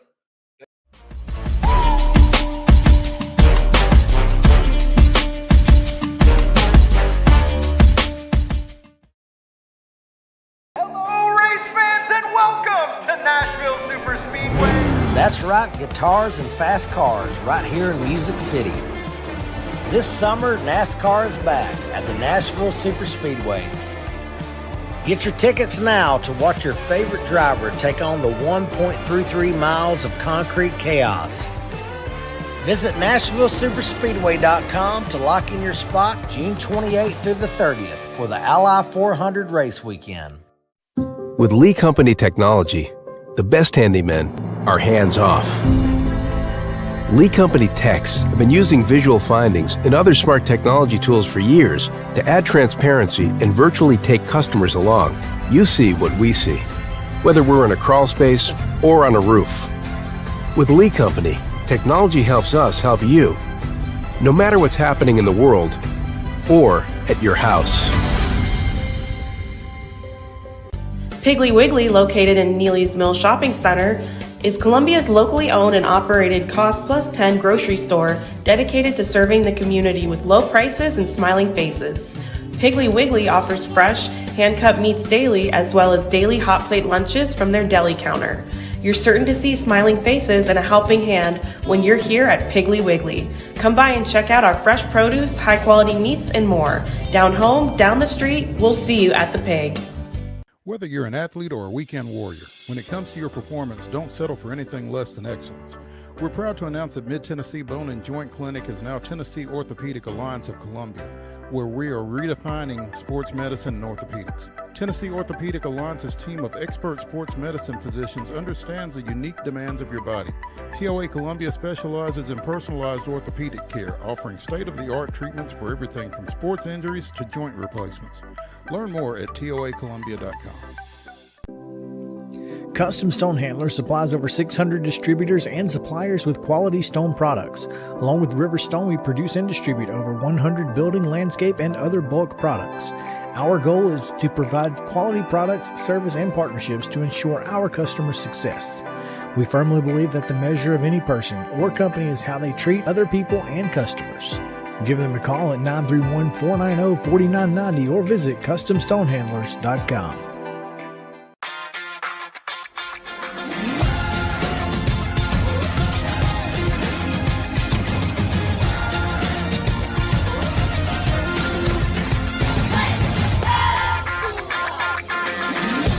Wild horses are coming to Franklin. The Mustang Heritage Spectacular. 4 days of celebrity freestyle, liberty training, trick riding, and extreme Mustang makeover. Plus the shopping. Over 100 vendor spaces with clothing, food, home goods, and things you can't find anywhere else. All that and celebrity signings at a music stage too. June 20th through 23rd at Williamson County Ag Expo Park. Don't miss a moment with a weekend pass. MustangHeritageFoundation.org for tickets.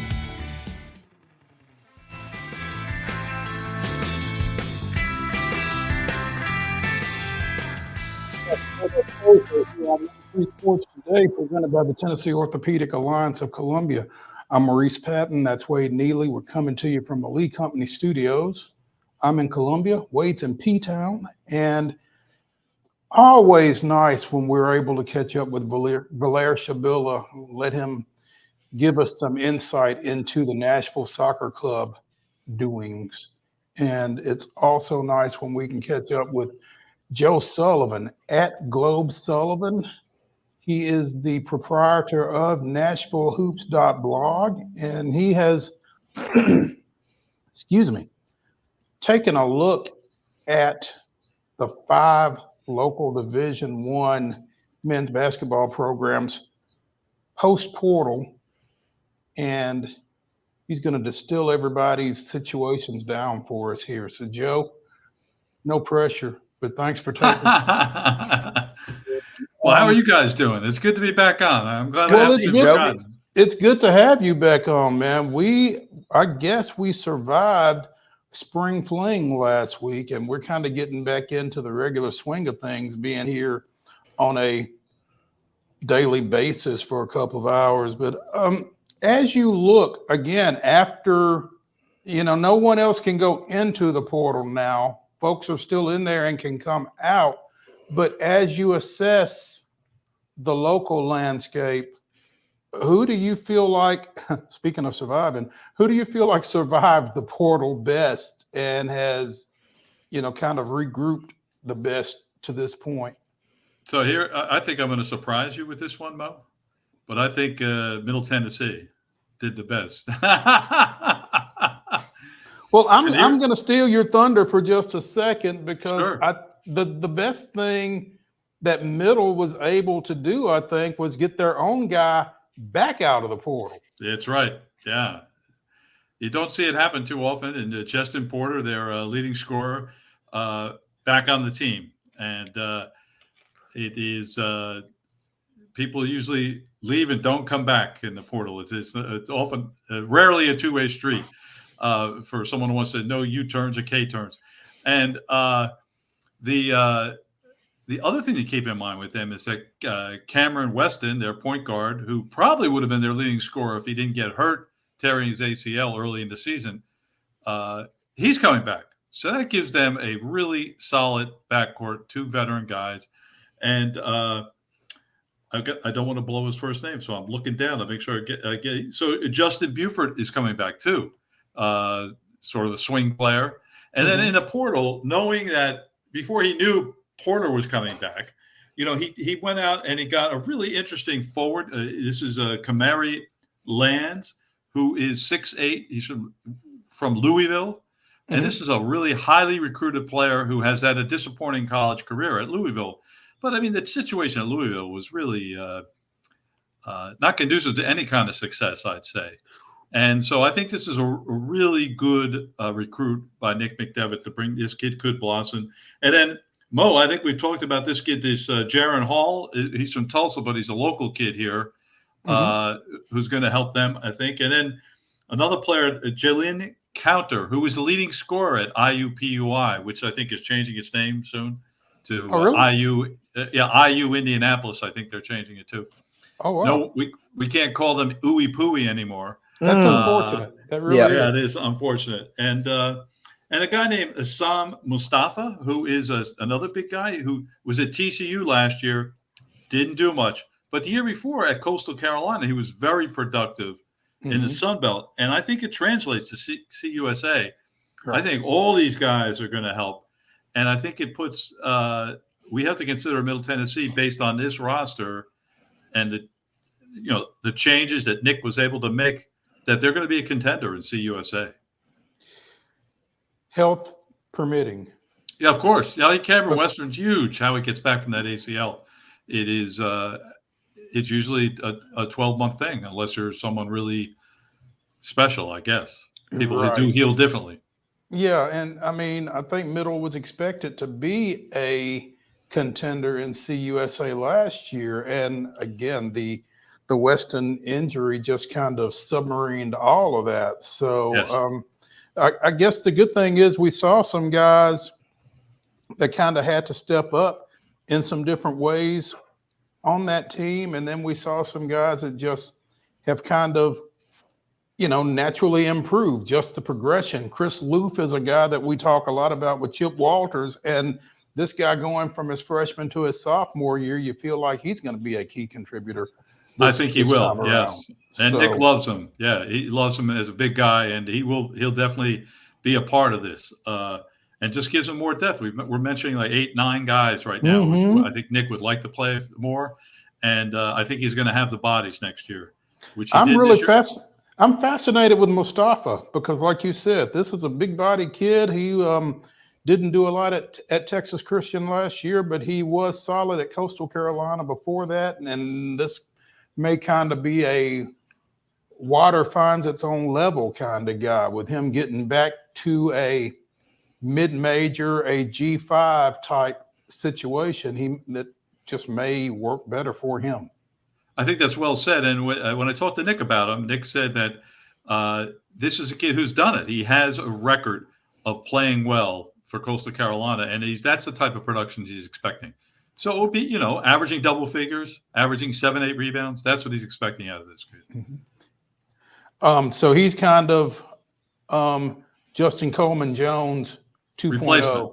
Yeah, Yeah. exactly. Okay. Who ended, Coleman Jones ended up at San Diego State, which quite honestly seems like a big leap to me. I mean, he came on at the end of last year, but it still seems like a big leap to me. I hope he does well. Yeah, of course. We wish him the best. And good kid. That's it.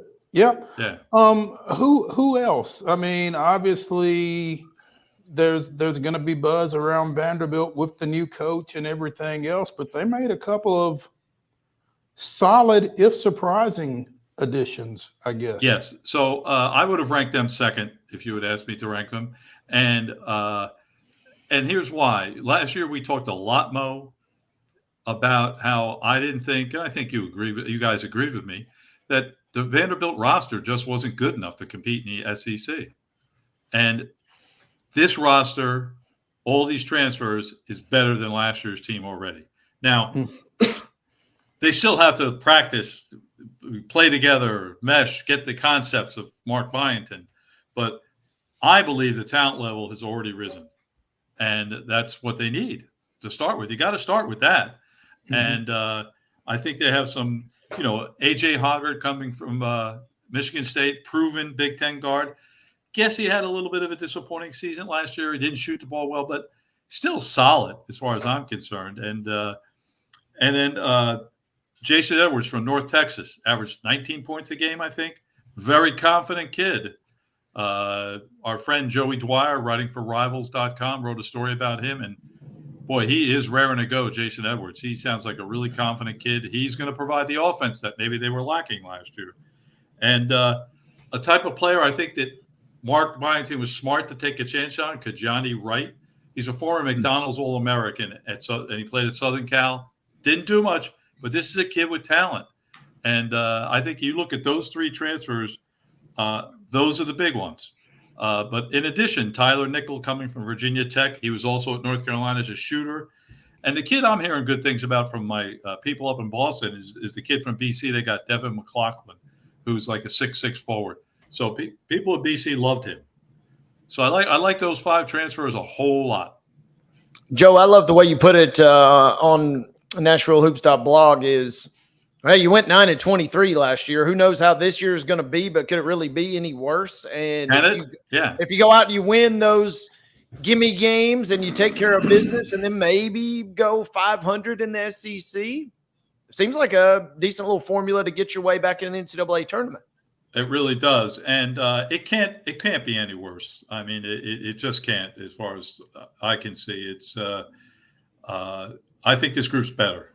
Now they still have to play as a team. That you're looking at them individually, and the pieces need to fit together. And that's up to Mark Byington. And it's a whole new team. Let's face it. So it might take some time.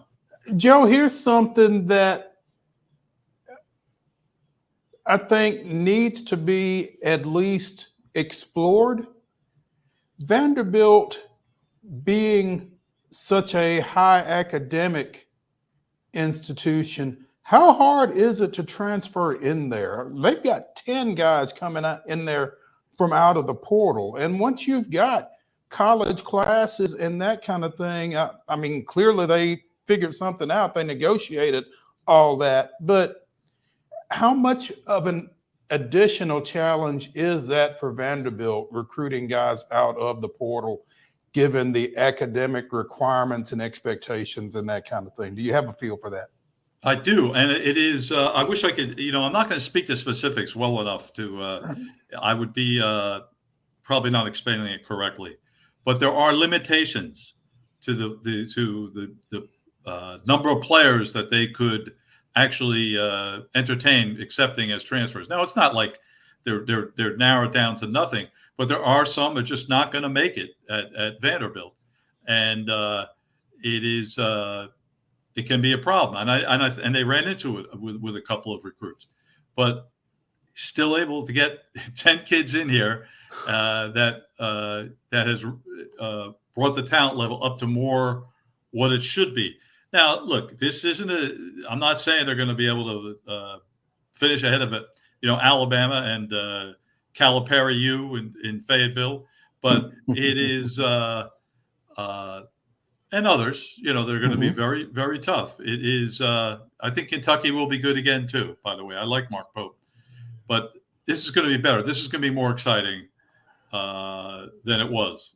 It's interesting though when you say, Joe, and I'm not taking exception to your comment that their talent level is better, but it's interesting when you look at your synopsis again on NASHVILLEHOOPS.blog. Lost in the portal, guard Tyron Lawrence to Georgia, forward Colin Smith to UC Santa Barbara, guard Jason Rivera Torres to San Francisco. I mean, Van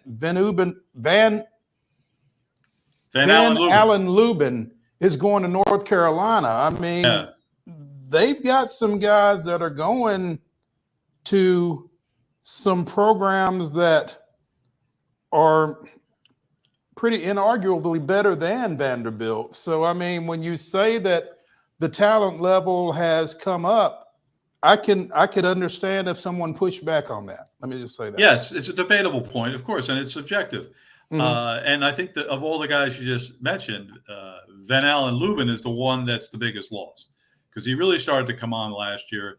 And Jerry Stackhouse said because it was finally healthy, he became maybe their best player in the last few weeks.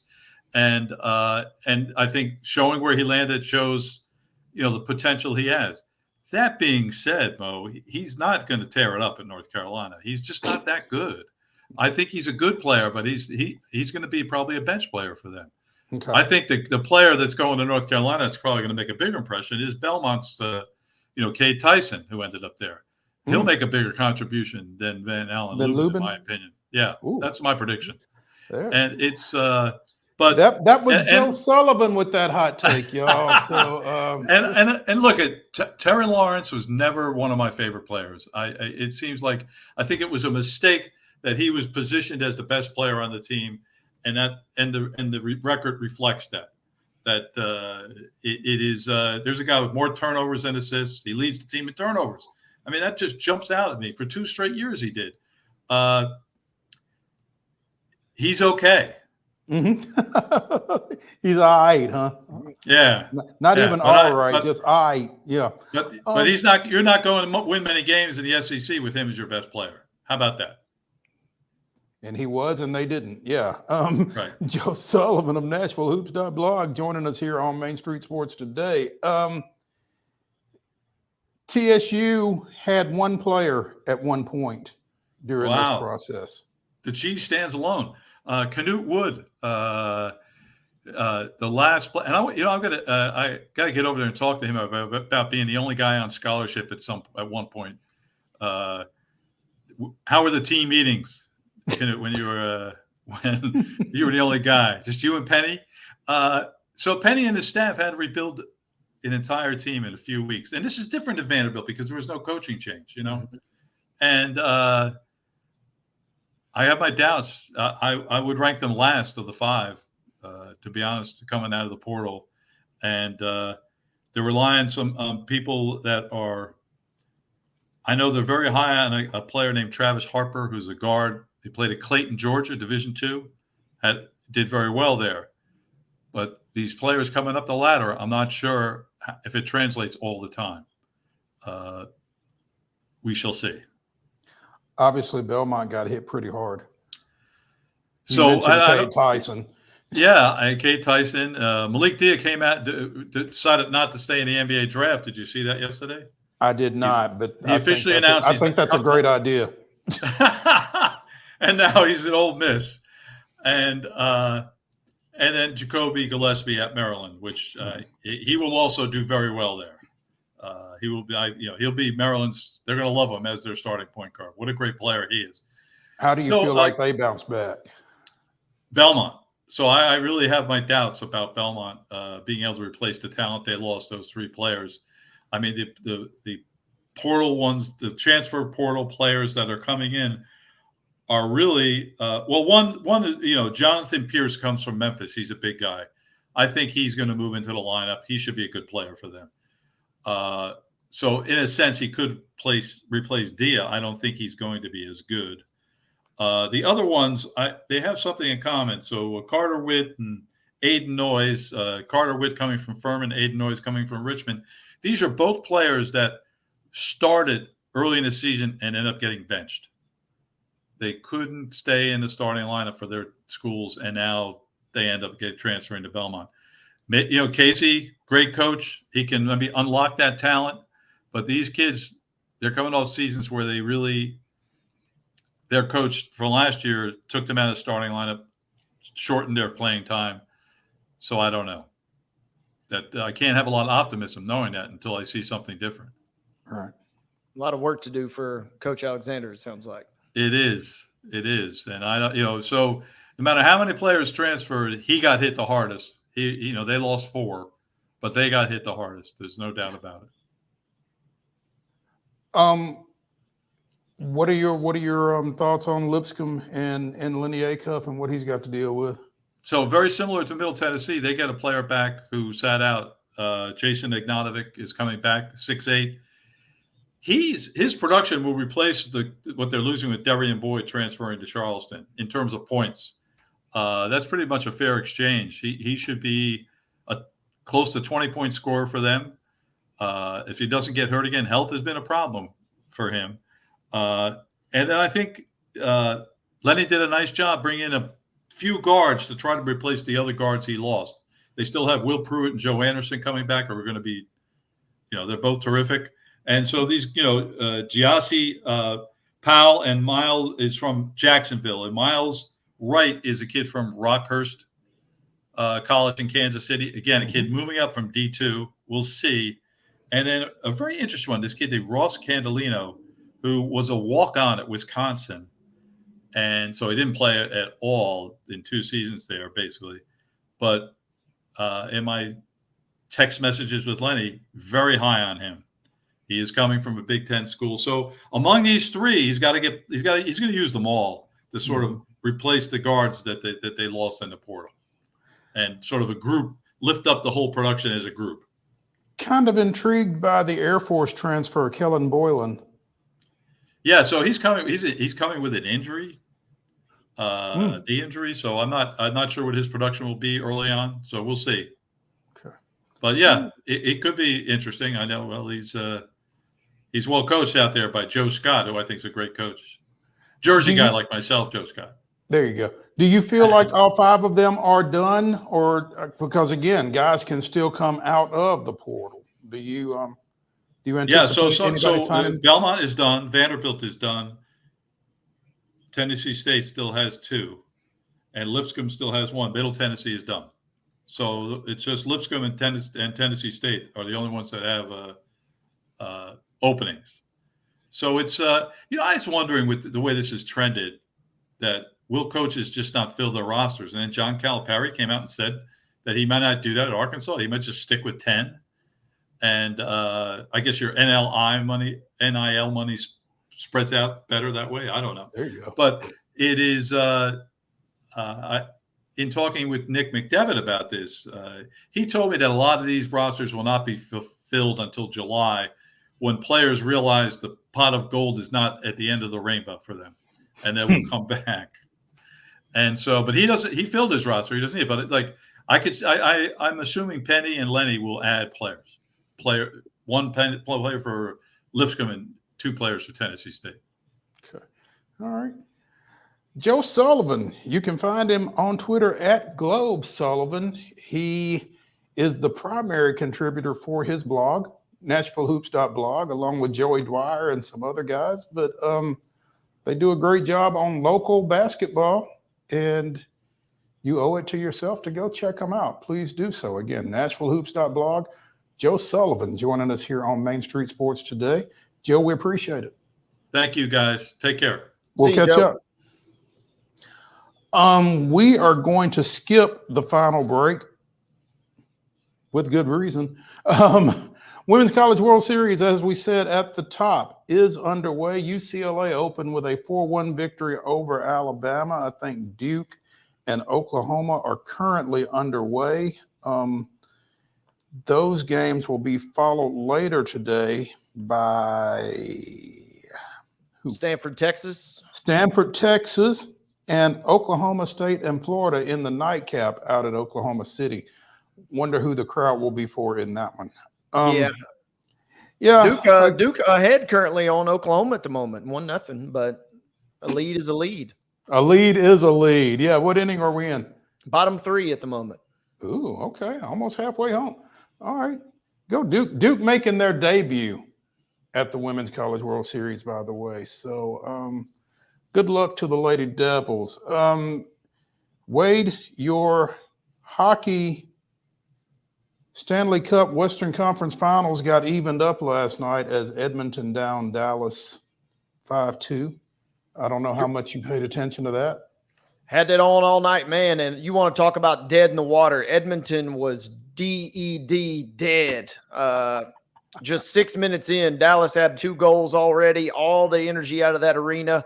And somehow, some way, Edmonton rallies to tie it up at the end of the first. And then they scored 2 more in the second and got an empty netter at the end. Big win for them as that series is now all square at 2 games apiece. 5 unanswered for the Oilers. Okay. All right. So game 5 is tomorrow night. Is that right? Game 5 tomorrow night, and then we're going to have yet another good one at MSG tonight. Speaking of 2-2 series, Panthers and Rangers on ESPN tonight will be a good one as well. So they're beating up on each other as opposed to the NBA, where the Timberwolves go to Dallas and try to keep their hopes alive in Game 5 tonight. Yeah, don't know. Wouldn't be shocked if Minnesota wins, just playing at home, of course, but it feels like we're just kind of circling the inevitable here. And I guess the Celtics, they can maybe stay in Cancun another day if they want before they got to head back to get ready for next Thursday. You say this one's in Minnesota?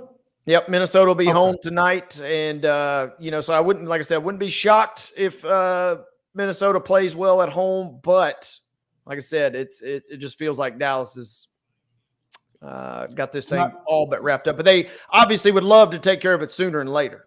Yeah, it's not if, but when, it feels like, I guess. Feels like it, yeah. Yeah.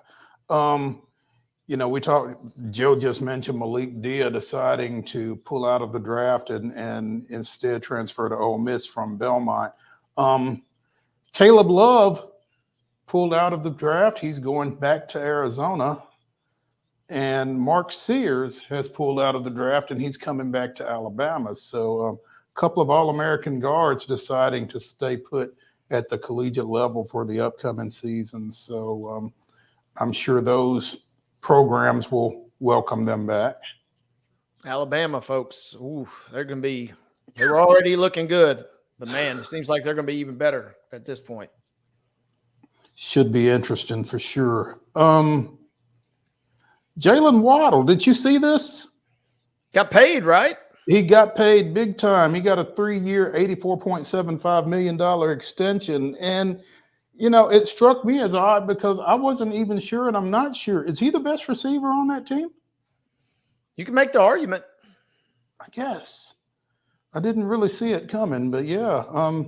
But I'm all for does a lot, obviously, but Waddle is he's holds the fort down as well. So they got a perfect little 1-2 punch. Hey, I'm all for anybody getting paid, man. Go secure that bag. Absolutely. Hey, that's going to do it for the Throwback Thursday edition of Main Street Sports Today, presented by the Tennessee Orthopedic Alliance of Columbia. When we come back to the Lee Company Studios tomorrow, we will be joined by the Sounds' Jeff Hem at 2:20. And we will be joined by Ben McKee talking a little UT baseball as we open postseason play in the NCAA. So come back 2 o'clock tomorrow right here. We'll see you.